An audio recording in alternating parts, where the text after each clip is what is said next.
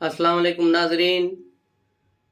मैं अब्दुल जवाद सुमरो हाजिर हूँ आपके programme behind the news with Abdul Jawad Soomro के साथ। तो शुरू करते हैं आज का व्लॉग। तो आज की खबरों में सबसे पहले जो खबर है वो लंदन की, जो कल एक शख्स ने नवाज शरीफ और मरियम पे इल्ज़ाम लगाया। पहले तो हम उसकी खबर का पोस्टमार्टम करेंगे। उसके बाद पीटीआई की जो लाहौर में आज उठक बैठक चल रही थी, मीटिंग्स हो रही थी 2-3, उस पर बात करेंगे। उसके अलावा क्या इमरान खान की गिरफ्तारी मुमकिन है, उस पर भी तबादला ख्याल करेंगे। आर्मी चीफ के तकर्रुर पे बातचीत कहाँ पहुंची, समरी कहाँ अटकी हुई है, मामला कहाँ डेडलॉक का शिकार हैं या नहीं है, मामला में क्या पेशरफ्त हुई है, इस पर भी बात करेंगे। और जनरल बाजवा साहब के जो टैक्स रिटर्न्स, जो नूनारी कौन है, अहमद नूरानी, उसने जारी किए हैं। उसने एक व्लॉग किया है बाकायदा इस पर, और बाजवा साहब के बारे में बहुत उसने प्रॉपर्टी टैक्स और सब चीज़ों की जिक्र किया है। तो ये सारी चीज़ें कहाँ से निकली हैं, तो उस पर वज़ीर इसहाक डार ने जो एक्शन लिया है। उसके अलावा और भी खबरें हैं, उन सब पे रोशनी डालते हैं। और सिंध में जो करप्शन केस था, सबसे पहले उस पर चलते हैं कि मटियारी में जो करप्शन केस था उस पर जेआईटी ने काम शुरू कर दिया है। तकरीबन 5 से 6 अफराद गिरफ्तार हो चुके हैं। और उसके बाद जो है आज एक नए डिप्टी कमिश्नर को भी वहाँ तैनात कर दिया गया है। इसमें तेज़ी से जो है जेआईटी काम कर रही है और उम्मीद है कि 10-12 दिन में सारी चीज़ें सामने आ जाएंगी। उसके अलावा एक जेआईटी एफआईए की भी है इस्लामाबाद में, जो अरशद शरीफ कत्ल केस की तहकीकात कर रही हैं। उन्होंने आज फैसल वाडा और मुराद सईद को बुलाया था तफ्तीश के लिए, और उनसे सवाल जवाब करने के लिए और उनकी मालूमात लेने के लिए कि उनके पास क्या मालूमात है, जिस पे उन्होंने कहा था कि हमें मालूम था कि अरशद शरीफ को बाहर कत्ल किया जाएगा। तो फैसल वाडा वहाँ जो शरीक हुए, उन्होंने इन्वेस्टिगेशन टीम के साथ घंटा डेढ़ गुजारा और उन्हें सारी अपनी माजूरात पेश की हैं, अपनी बातें और अपना जो शवाहिद उनके पास थे वो दे दिए। बाद में प्रेस को भी उन्होंने बताया कि मैंने सारी चीज़ें जो थी वो दे दी है, लेकिन उन्होंने कोई चीज़ पब्लिक के लिए डिस्क्लोज नहीं की। और इमरान खान के लिए कहा कि उसके आसपास जो है कुछ सांप बैठे हैं जो इमरान खान को निगलने के लिए तैयार है। इमरान खान को ऐसे लोगों से बचना होगा। फैसल वाडा की बातों में बहुत वज़न है, क्योंकि वो इमरान खान के बहुत ही करीबी साथी रहे हैं और उसमें कोई शक नहीं कि जो चीज़ें वो जानते हैं दूसरे लोग नहीं जानते। क्योंकि फैसल वाडा तहरीक इंसाफ के पुराने कारकुन हैं, पुराने वर्कर हैं, इमरान खान के बहुत ही करीब रहे हैं, तो वो बहुत सी चीज़ें जानते हैं। उसके अलावा मुराद सईद वो पेश ही नहीं हुआ, वो पहले भी एफआई में पेश नहीं हुआ, वहाँ से भागा हुआ है। आज भी बजाय पेश होने के उल्टा एफआईए को लेटर लिख दिया है और 10 सवाल एफआईए से कर लिए हैं कि ये आपकी जो जेआईटी है उस पर मुझे एतबार नहीं। इसका मतलब है कि ये जो पीटीआई वाले हैं, जिन्होंने खुद अरशद शरीफ को मुल्क से भगाया, खुद उसके लिए कीनिया की विजिट जो है वीज़ा का अरेंजमेंट किया, दुबई में रहाइश एआरवाई के मालिक के थ्रू हुई, कीनिया में एआरवाई के मालिक ने रहाया, और आखिरी वक्त तक, जिस वक्त तक अरशद शरीफ कत्ल हुए, सलमान इकबाल का शख्स खुरम उसके साथ था। और उसके गोलियां लगने के बाद बजाय उसे किसी हॉस्पिटल ले जाने के दोबारा फार्म हाउस क्यों लेके आया। ये सारी चीज़ें किस तरफ इशारा कर रही हैं, समझने वाले समझ जाएंगे कि ये बात कहाँ जा रही है। और दूसरे आते हैं अब लंदन वाली कल की जो प्रेस कॉन्फ्रेंस एक हुई थी, जो बल्कि कराई गई थी, जिसके साथ जो लोग खड़े थे वो सारे पीटीआई के वो लोग थे जो इमरान खान के घर के बाहर खड़े होकर गालियां देते हैं, नारे मारते हैं। तस्वीरें आप देखेंगे तो उसमें दोनों तस्वीरों में वो आप जो बंदा शामिल है, जो प्रेस कॉन्फ्रेंस में भी है और वहाँ नारे लगाने वालों में भी है। उसके अलावा तस्नीम हैदर कौन है?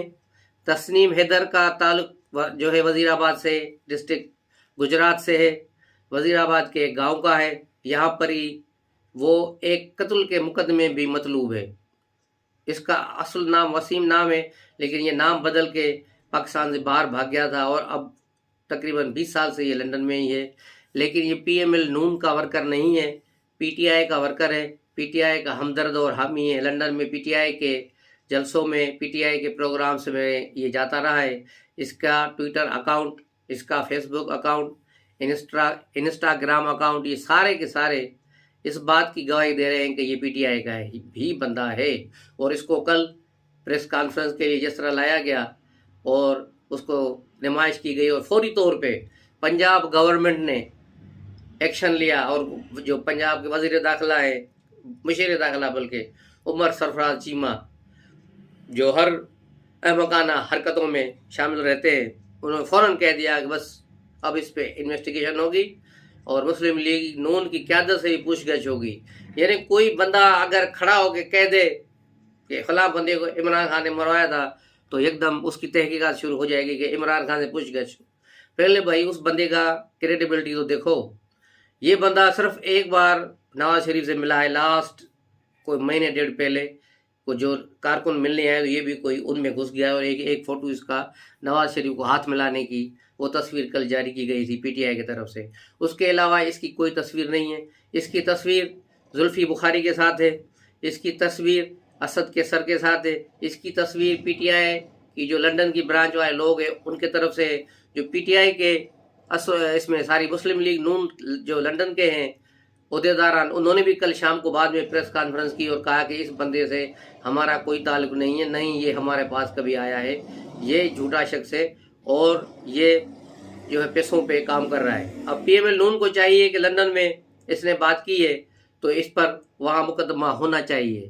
اس خبر کو اے آر وائی نے اور بول ٹی وی نے، پی ٹی آئی والوں نے بہت بڑا اچھالا کل، جس کی بنیادی وجہ صرف اور صرف یہ تھی کہ پاکستان میں عمران خان کو گھڑی چوری کے کیس سے تھوڑا اس کو مکتی دلائی جائے.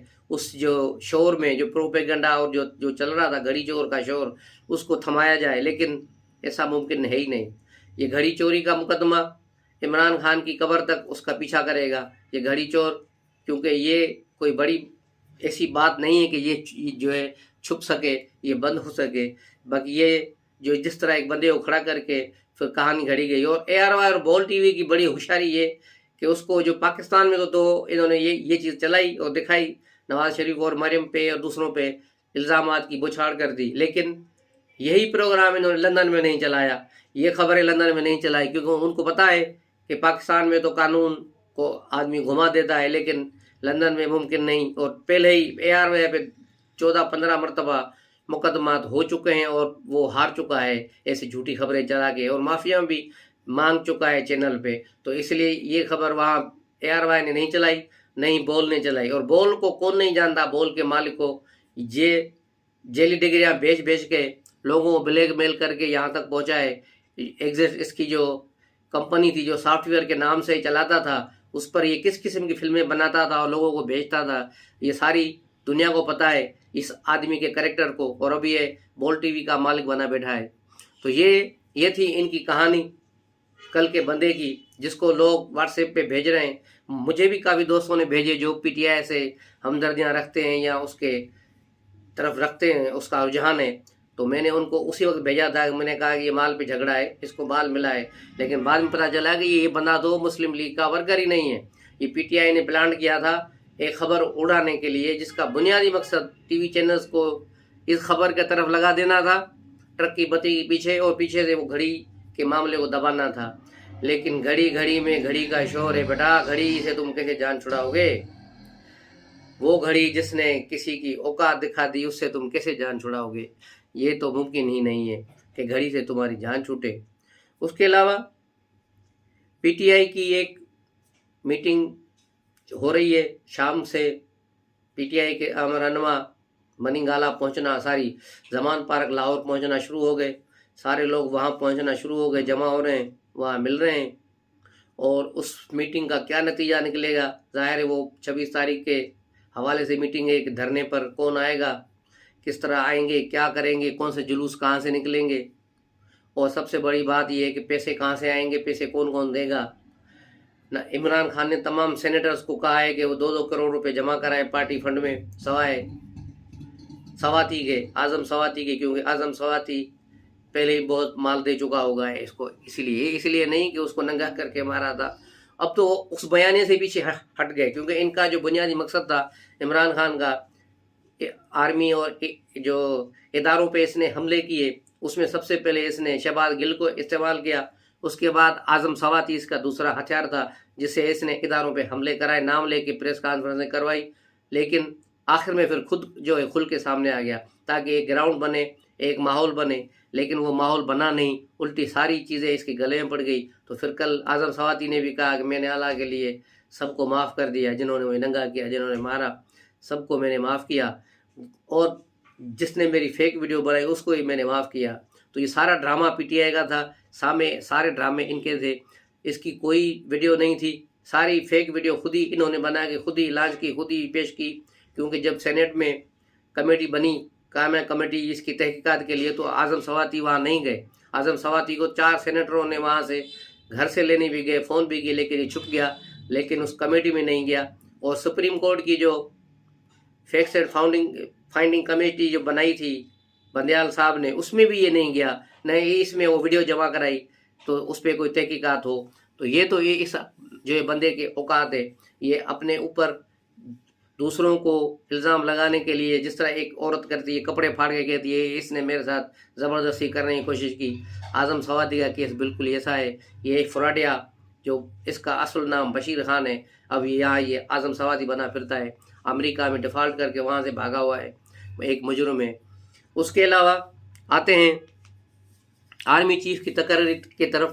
آج سارا دن یہی خبر چلتی رہی، صبح سے ٹیلی ویژن پہ اسکرینوں پہ، صبح پرائم منسٹر ہاؤس میں میٹنگ ہو رہی ہے، سمری پر غور ہو رہا ہے، جس میں وزیر دفاع، وزیر داخلہ، وزیر قانون اور پرائم منسٹر موجود ہیں، اور سیکرٹری ڈیفنس بھی تھا شاید غالباً بعد میں، لیکن خواجہ آصف نے باہر نکل کے بتایا کہ ابھی تک تو کوئی سمری نہیں آئی۔ بھائی اگر سمری نہیں آئی تو تم لوگ کیا جھک مار رہے تھے کیا؟ کس بات پہ تم لوگ ڈسکشن کر رہے تھے؟ سمری بالکل پرائم منسٹر ہاؤس میں پہنچی ہوئی ہے، بلکہ سیٹرڈے کو ہی پہنچی ہوئی ہے، لیکن پنڈی والوں کا جو فرمائشی پروگرام ہے، جو نام ہے، اس پر اتفاق نہیں ہو رہا۔ یہ لاہور کے ایک صحافی کی خبر ہے، اس نے کہا ہے کہ یہ جو پہلے کہا جا رہا تھا کہ اسد زرداری اور سب نے اتفاق رائے کرایا ہے، لیکن اتفاق رائے نہیں ہوا، کیونکہ نواز شریف نے اس کو رد کر دیا اور کہا ہے کہ نہیں، اس پہ عمل نہیں ہوگا۔ تو اب معاملہ ڈیڈ لاک کی طرف چلا گیا ہے، آج صورتحال یہیں پھنسی ہوئی ہے، اور آرمی چیف نے بھی کوئی باضابطہ پرائم منسٹر سے کوئی ملاقات بھی نہیں کی ہے پچھلے 2-3 دنوں میں۔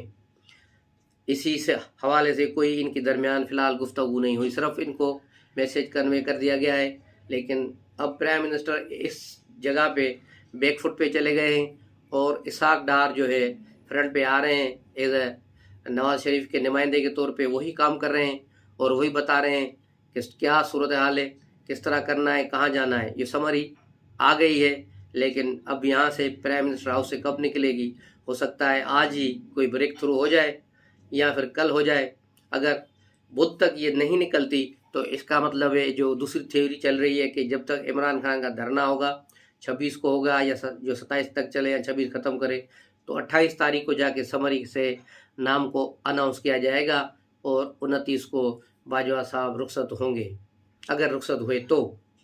دوسری طرف جنرل باجوہ کے پراپرٹی ملکیت ساری جو ہے اس کی اور اس کی فیملی رشتہ داروں کی، ایک امن نورانی ہے جرنلسٹ، اس نے یہ رپورٹ کر دی ہے، ٹیکس ریٹرنز وغیرہ سارے جو ہیں جنرل باجوہ صاحب کے اوپن کر دیے ہیں، جو ٹویٹر پر اس کی ٹویٹس میں موجود ہیں۔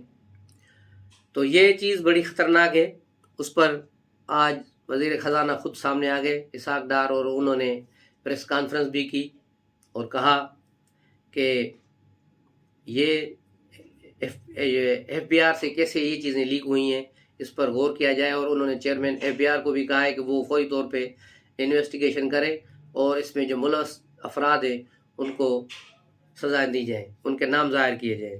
تو یہ ساری چیزیں اپنے جگہ پر چل رہی ہیں۔ یہ ایک بڑا پنڈورا باکس جو ہے نورانی نے کھول دیا ہے، اور پہلے ہی سوشل میڈیا پر جو باجوہ صاحب کے خلاف پی ٹی آئی والے جو چلا رہے ہیں مہم، اس مہم کو مزید اس سے تقویت ملے گی۔ لیکن پی ٹی آئی کی جو جھوٹ اور پروپیگنڈا چل رہے ہیں، اس نے اچھے خاصے لوگوں کو پاگل کیا ہوا ہے، اچھے پڑھے لکھے لوگ، ان کے حیرت ہوتی ہے مجھے دیکھ کے کہ یار یہ تو اتنا بڑا آدمی، اتنا پڑھا لکھا آدمی، جو خود دوسروں کو سمجھاتا ہے، اس کی جھوٹے بیانیوں میں کیسے آ رہا ہے؟ اس نے 7 مہینے میں 7 بیانیے بنائے، سارے کے سارے ختم کر دیے، آخری اس کے 3 بیانیے، اس کے ٹوٹل سارے بیانوں کو چھوڑو، صرف 3 بیانیوں کو پکڑو۔ تو یہ جب اترا تو اس کی پوری کوشش تھی کہ پی ڈی ایم گورنمنٹ کو ختم کرنا ہے کسی طور پہ بھی، تو اس نے کہا تھا کہ بھائی یہ امپورٹڈ حکومت نامنظور کا ٹرینڈ چلایا اور گورنمنٹ کے خلاف بڑی تندہی سے مہم چلائی، جل سے یہ وہ اربوں روپے کا خرچہ کر دیا، نتیجہ زیرو۔ اس کے بعد اس کی پوری کوشش رہی کہ کسی طرح مجھے الیکشن کی ڈیٹ مل جائے، 26 مئی کو یہ اسلام آباد سے لانگ مارچ چھوڑ کے ادھوری بھاگ بھی گیا۔ اس کے بعد پھر غائب رہا، پشاور میں 2 مہینے چھپ کے بیٹھ گیا، وہاں سے ضمانت پہ پھر اسلام آباد آیا، اور پھر جلسے جلوس پھر وہی کوئی 200 سے 250 جلسے کیے ہیں۔ اس 7 مہینوں میں جتنے پیسے پی ٹی آئی والوں نے برباد کیے ہیں اس کا کوئی حساب ہی نہیں، یہ اوورسیز والوں کی جیبیں خالی کر دی ہیں انہوں نے، اب تو وہاں بھی کوئی پیسے دینے کے لیے ان کو تیار نہیں۔ تو یہ حالت ہے، اتنے جلسے جلوسے کرنے کے باوجود بھی اس کو الیکشن کی ڈیٹ ملی، اس کا دوسرا بیانیہ بھی فوت ہو گیا۔ اس کا تیسرا بیانیہ جو تھا تقریباً 2 مہینے سے اس نے شور ڈالا ہوا تھا آرمی چیف کی تقرری پر، جب آخر صورتحال اس کے ہاتھ سے میں کچھ بھی نہیں آیا، اتنا پریشر اتنا شور کرنے کے باوجود تو کل پرسوں سے یہ جھاگ کی طرح بیٹھ گیا ہے۔ اب تو یہ کہہ رہا ہے کہ بھائی انہوں نے میرے خلاف نہ کوئی سازش کی تھی، نہ کوئی امریکی سازش تھی، امریکی بھی سپر پاور ہے، آرمی والے بھی سپر پاور ہیں، میں کمزور ہوں۔ ابھی اپنے سارے بیانیوں کو یہ ہے اپنے لانگ مارچ میں آخری دن پہ یہ ختم کر چکا، انہیں دفنا چکا، اور اب اپنے سارے پرانے بیانیوں کا جو یہ 23واں کرنے ہفتے کے روز 26 نومبر کو راول پنڈی میں آئے گا، اور آخری تقریر کرنے کے بعد پھر لوگوں کو بتائے گا کہ پشاور میں یا فلاں جگہ میں اپنا اہم اعلان پھر کروں گا۔ تو اس کا یہ اہم اعلان اگلے 10 مہینے ہی چلتا رہے گا جب تک کہ ملک میں انتخابات نہیں ہو جاتے۔ آرمی چیف پر ڈیڈ لاک ہے، سب چیزیں ہے، لیکن اتنی صورتحال نہیں ہے کہ ملک میں مارشل لا لگ جائے یا مارشل لا کی نوبت آ جائے۔ اس پر 90% کور کمانڈر جو ہے پہلی رضامند نہیں تھے، اور یہ نہیں ہوگا۔ تاہم آرمی چیف ظاہر ہے ان کی مرضی کا لگے گا، وزیر اعظم کی شاید رسمی اس میں ہاں شامل ہو، لیکن اگر وزیر اعظم نے کوئی آگے پیچھے سے پھر اپنا پندہ ڈالنے کی کوشش کی، کوئی شور شرابہ یا پریشر پہ کام کرنے دیا، تو پھر ہو سکتا ہے کہ صورتحال بدل بھی سکتی ہے۔ تو یہ ساری صورتحال آپ بھی اس پہ غور کریں، ہم بھی کر رہے ہیں۔ جیسے کوئی نئی خبر آتی ہے تو انشاءاللہ ملتے ہیں اگلے ولاگ میں۔ السلام علیکم۔